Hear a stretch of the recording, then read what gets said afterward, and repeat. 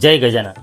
विदर्भाची पंढरी असलेल्या शेगावला तुम्ही दर्शनासाठी जाण्याचा विचार करत आहात तर मग 1 मिनिट थांबा. श्री गजानन महाराजा दर्शनाला निघण्यापूर्वी ही अत्यंत महत्त्वाची बातमी नक्की ऐका, नाहीतर तिथे गेल्यावर तुम्हाला मोठी अडचण येऊ शकते.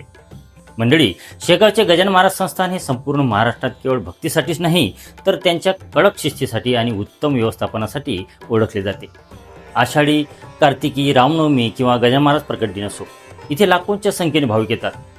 याच भाविकांना श्रींचे दर्शन शांततेत घेता यावे यासाठी संस्थांनी एक मोठा निर्णय घेतला आहे, तो म्हणजे मंदिर परिसरात मोबाईलवर बंदी.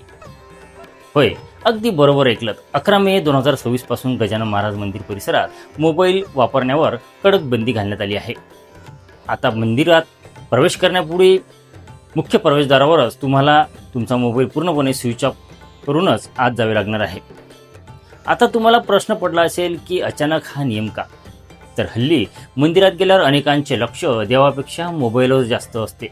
सतत सेल्फी काढणे, व्हिडिओ बनवणे, रील्स तयार करणे किंवा मोठ्या आवाजात फोनवर बोलणे, या मोबाईलच्या अतिरेकामुळे खऱ्या आणि एकाग्रतेने दर्शन घेणाऱ्या भाविकांना नाहक त्रास सहन करावा लागत होता.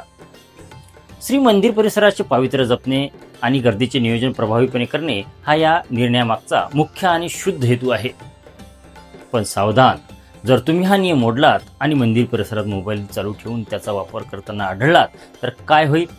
तुमचा मोबाईल थेट जमा करण्यात येईल आणि तो परत मिळवण्यासाठी तुम्हाला संस्थांच्या एका ठरलेल्या आणि वेळखाऊ प्रक्रियेतून जावे लागेल. तुमचा अमूल्य वेळ वाया जाण्यापेक्षा या नियमाचे काटेकोरपणे पालन करणेच आपल्या सर्वांच्या हिताचे आहे. शेवटी संस्थांचा हा निर्णय आपल्यासारख्या भाविकांच्या सोयीसाठीच आहे. त्यामुळे पुढच्या वेळी शेगावला जाल तर मोबाईल खिशात बंद ठेवा आणि डोळे भरून पूर्ण श्रद्धेने महाराजांचे दर्शन घ्या. ही अत्यंत महत्त्वाची माहिती तुमच्या मित्रपरिवारासोबत आणि शेगावला जाणाऱ्या प्रत्येक भक्तांसोबत नक्की शेअर करा, जेणेकरून त्यांना तिथे गेल्यावर कोणताही त्रास होणार नाही.